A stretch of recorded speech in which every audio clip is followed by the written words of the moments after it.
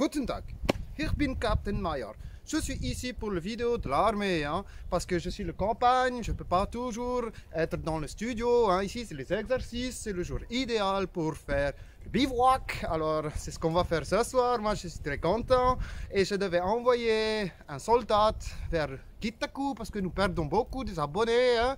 Alors, il faut faire la vidéo de l'armée parce que si on perd des abonnés chez Gitaku, vous allez tous faire le service civil. Hein. Le truc des... toujours rigole, jamais travail, hein, si. Alors j'ai envoyé le soldat, la vidéo il va commencer, hein, alors tchuss. Bonjour à tous et tout d'abord merci au Capitaine Mayer pour ce magnifique drapeau suisse qu'il nous a offert. Merci d'être sponsorisé par l'armée, c'est super. Bon alors, vous voulez entendre cette histoire de guerre éclair contre l'Italie, mais d'abord, il faut qu'on parle des cons à l'armée. Bon, des cons, tout le monde peut être con, hein, tout le monde peut avoir oublié de prendre son masque à gaz. Ou pas. Tout le monde peut être con, tout le monde peut avoir oublié de nettoyer ses chaussures avant d'entrer dans la caserne. Ou pas. Ça va dépendre des gens. Ça, c'est les cons de base. Mais après, il y a des cons qui ont des niveaux extérieurs, tu vois, qui font vraiment chier du coup à tout le monde sur le principe. Il y a le con de base, par exemple, qui, tous les matins, te demande comment il faut s'habiller. Alors qu'il y a peut-être déjà des gens qui sont réveillés et qui sont habillés déjà pour la journée. Donc, tous les jours tu mets ça, tu prends ton harnais, tu prends ton face, tu prends ton casque et tu pars, et tu vas tirer des trucs à la con, tu vas courir dans les bois. À quel moment tu te poses la question, aujourd'hui, on met quoi je mets un jeans ou je mets un pantalon de sortie, je sais pas. Ah, attends. Et est-ce qu'on met pas le maillot de bain? On va pas à la piscine aujourd'hui. Ensuite t'as le con qui est pas con de lui-même, mais qui est con tout court, c'est-à-dire qu'il est incapable de faire quelque chose. T'es au stand de tir, c'est là, tranquille, c'est la première fois que tu vas tirer, t'es à 10 mètres, même pas de la cible, tu regardes devant toi, tu t'ancres ton fusil, tu vas pour tirer. Là, il y a un mec à côté de toi, il a la même position que toi, il a le fusil dans la même direction que toi, il y a très peu de distance entre toi et la cible. Et toi, on te demande de tirer 3 balles, tu tires 3 balles, alors il y en a une qui est presque vers le milieu, et les deux autres sont à peu près à côté. C'est à peu près la même chose chez tout le monde, il y en a des, c'est un petit peu écarté, bon d'accord, mais ça va, tu vois. Et il y a le mec à côté de toi, il a mis 3 balles à côté de la cible. Non. Et, bon, il finira en ordonnance de bureau, d'accord. Et on devra tirer à sa place au stand 300 mètres pour valider le tir de toute l'unité. Mais n'empêche que c'est con de prendre un type comme ça à l'armée, non? Enfin bon, il faut bien des gars pour remplir les papiers, ça passe pour lui, en plus comme ça il paiera pas d'impôts. Mais quand même. Et le capot, on en parle du capot? Le capot con, hein? On le connaît ou pas le capot con? Bah si, on le connaît. Le capot qui fait chier à tout le monde, qui fait dropper un gars parce qu'il l'a vu il y a 4 jours faire un truc à midi parce qu'il se fait chier, tu vois, ou des trucs du genre. Et ben ce capot là, il faut lui régler son compte d'entrée, tu vois. Sur moi une fois, ça m'est arrivé avec un, tu vois. Il est arrivé comme ça, et il a vu mon fusil et il l'a carotté. Alors il s'est dit, oui, bien sûr, évidemment, un fusil qui traîne, tu le carottes. La règle c'est quoi? Le fusil c'est toujours sur l'homme, oui évidemment. Mais si t'as un autre homme qui garde ton fusil, tu peux lui poser à côté, parce que t'as un garde-fusil. C'est exactement ce que j'ai fait.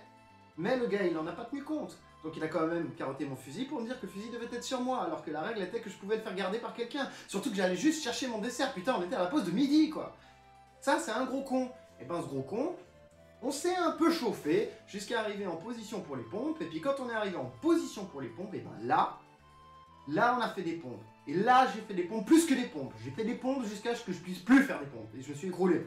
Et lui, en face, il était pas mal dans la merde, mais il a dû tenir. Il était rouge, il transpirait, il en avait de partout. Je l'ai emmené loin. Mais du coup, ça a calé direct.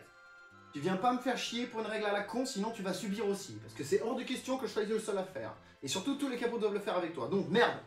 Et comme ça, au moins, si toi tu te mets en position pour les pompes et tu lui fais vas-y viens, je te défie, et ben il est obligé de venir avec toi. Comme ça, si tu lui as déjà donné l'exercice, et l'exercice il est obligé de le faire. Et si après il veut se venger et te faire un autre exercice, ben il est encore obligé de le faire. Donc c'est terminé, tu lui as niqué la gueule. Ça c'est une petite astuce pour le capot à la con.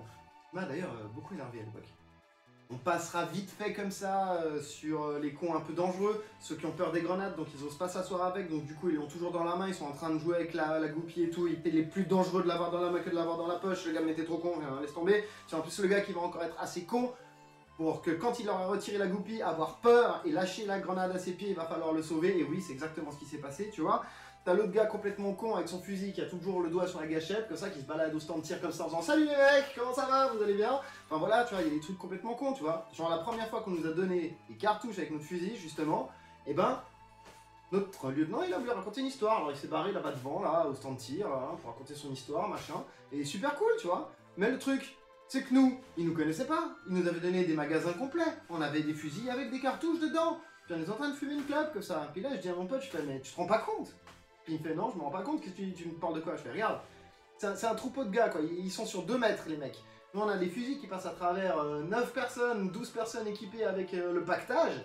Et tu crois qu'on fait quoi là? Enfin, moi je suis un peu un psychopathe que ça, je me dis que ça, je dis que ça, je suis un peu un psychopathe, je sais pas quoi. Et ben, je me mets sur rafale de 20 ou sur rafale de 3, je fais bra bra bra. Vous êtes fous les gars, faut surveiller 2 minutes, vous êtes cons quoi, il faut pas jouer avec les armes, vous êtes cons. Dans ma dernière vidéo d'ailleurs, j'en ai parlé d'un capitaine complètement con qui a failli me coûter la vie, tu vois, je veux dire, faut arrêter les conneries, les cons il y en a partout. On va quand même parler un peu des cons rigolos, hein. Le mec qui à la garde armée s'est posé comme ça, puis que tu dois rester juste 5 minutes sur place pour repartir, après faire un taxi, remonter dans le véhicule. Et le gars en fait il a pris le temps, il s'est endormi. Il dit oui il est bien vissé, puis qu'il fait le test banane et qu'il ressort complètement mort parce que bah voilà il avait mal vissé son masque et puis qu'il avait des trucs mal serrés parce que ça le gênait ou je sais pas quoi, tu vois. Tu vois des petits cons comme ça, avec le chauffeur de ton Duro qui vient de poser un Duro dans une pente comme ça et de faire sortir tout ton matériel pour après tout le ranger entièrement, c'est super rigolo, tu vois, enfin, c'est des cons, mais tu te marres en fin de compte, parce que oui, c'est chiant, mais quand même, tu vois. Et puis, t'as le con aussi qui t'engueule tout le temps, tu vois, parce que tu fais tout faux, parce que t'es en retard, parce que lui va plus vite et tout, mais en même temps, il est rigolo, parce qu'il te fait des... Et non, mais fous-y, vas-y, hein, c'est entassé ici, hein, il faut y aller, il troule le cul, on y va. Alors donc, bon, c'est rigolo, il est con en fait, tu sais, parce qu'il est énervé contre toi et qu'il t'insulte, mais en même temps, ces insultes, elles sont rigolotes, toi tu te marres, ça va bien, tu vois, ça se passe, non, il y a de tout dans l'armée, mais les cons, c'est important d'en parler, parce qu'il y a des hauts gradés qui sont cons aussi, qui sont très cons, tu vois. Bon, maintenant, on va arriver au moment crucial, on va parler de la guerre éclair contre l'Italie. Maintenant qu'on a bien compris le concept de con à l'armée, on va pouvoir passer au gradé supérieur complètement con. T'es prêt? Maintenant.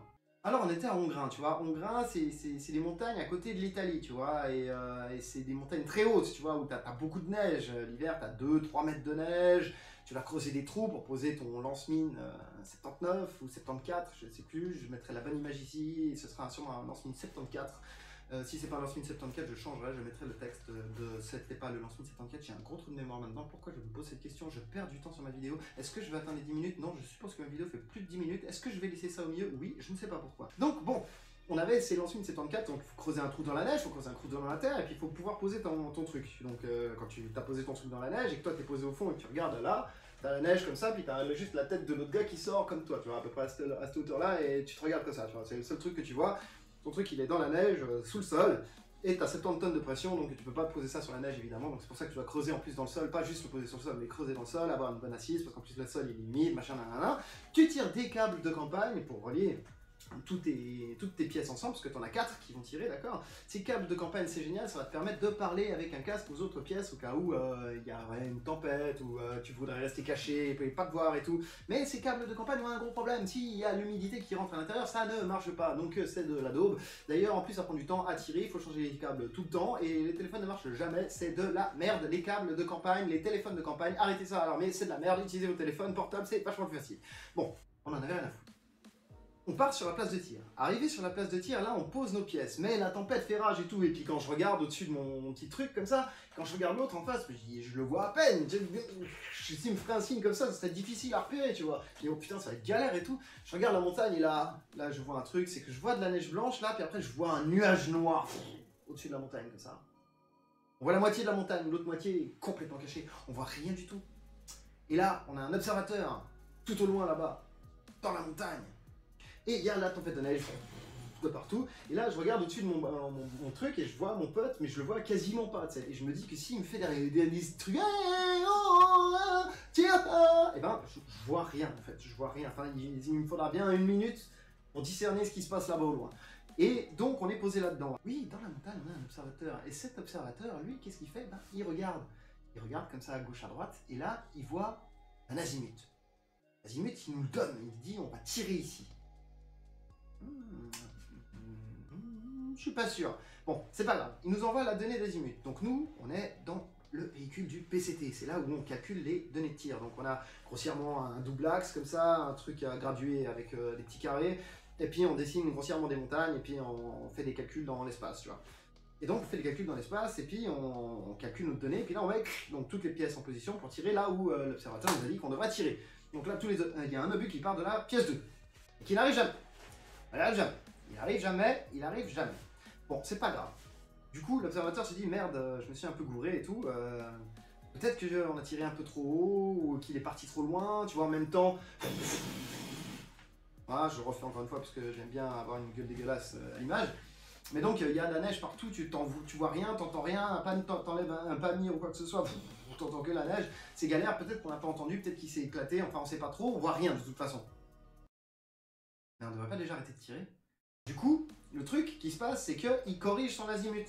Donc il nous donne un nouvel azimut. Donc nous, on recalcule et on redonne l'azimut aux pièces, qui redéplace un petit peu. Mais pour être sûr, cette fois-ci, d'entendre et de voir un éclat ou quoi que ce soit, pour que l'observateur soit au courant de ce qui se passe, il dit un feu pour les 4 pièces. Donc les 4 pièces, elles tirent, tac, tac, tac. Pas plutôt bam, bam, bam, bam, bam, bam. Voilà, un truc du genre, tu vois. Et on attend. Mais on n'attend rien, puisque de toute façon, il n'y a pas de but qui atterrit.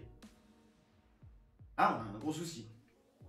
Du coup, le gars, il se dit, bon, c'est pas grave, il nous donne une correction. Donc nous, on comprend bien qu'il nous demande de tirer un peu plus bas à chaque fois. Sur notre truc de calcul, on voit bien qu'on met des points toujours plus bas, parce que tu dois laisser tous les points pour avoir les tirs effectués, pour savoir où c'est que tu as tiré, comment ça est arrivé, est-ce que ce sera utile plus tard, hein, ou pas utile, ou est-ce que c'était dangereux, j'en sais rien. Donc tu laisses tout, donc tu vois très bien que tu tires toujours plus bas. Et rien, pas d'impact, que dalle.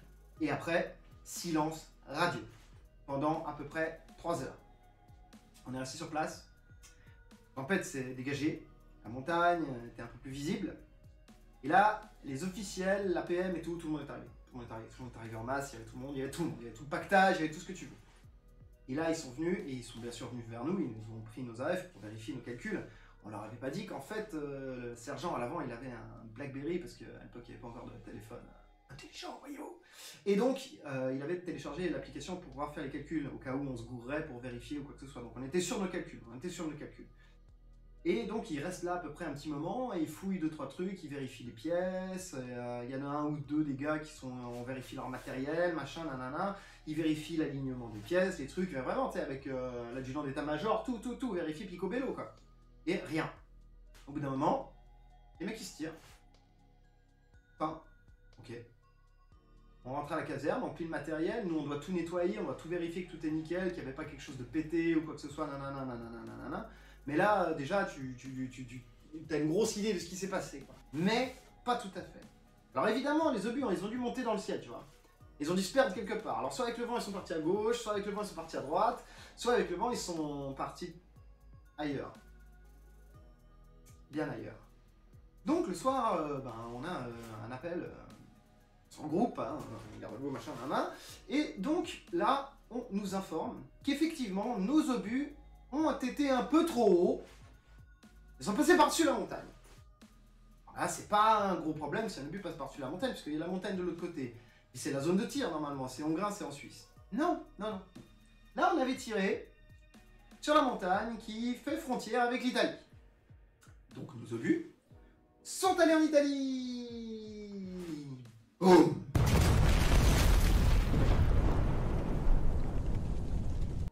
Explosé, mais un chalet sûrement, hein, je vous explique après. Des champs, des vaches, des chèvres, tout, on a tout détruit. On a tout détruit, tout détruit. Carton!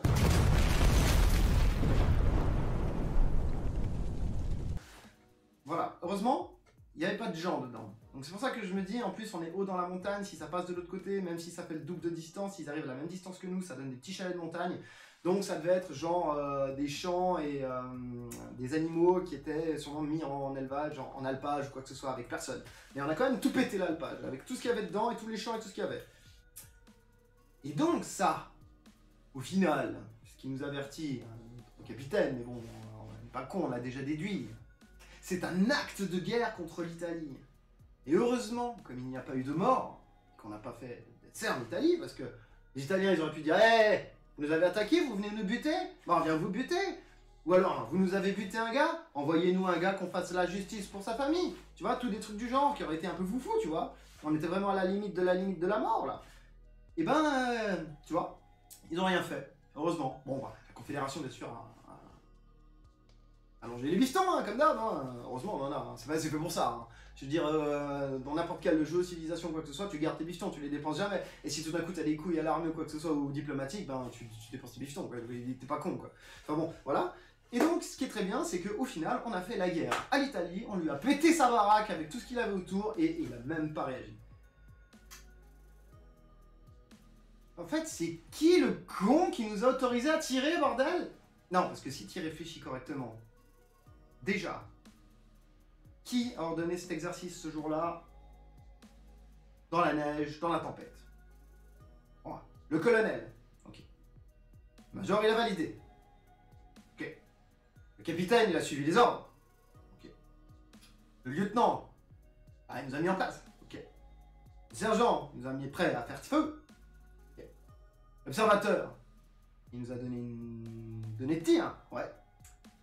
Mais à quel moment les gens, ils voient pas qu'on voit pas où on tire? À quel moment les gens, ils sont tous complètement cons et aveugles pour ne pas comprendre qu'on ne peut pas tirer dans ces conditions et que tu tires pas si tu sais pas sur quoi tu tires? La règle de base qu'on t'apprend à l'armée avec le fusil, c'est l'arme de base. On te dit que les organes de visée doivent être sur la cible que tu souhaites détruire avant de tirer de mettre le doigt sur la gâchette pour tirer. Et là, tu utilises pas un fusil mais des trucs qui font des explosions de la mort et tu ne t'en fous. On a très bien pu tirer sur l'observateur. Très clairement.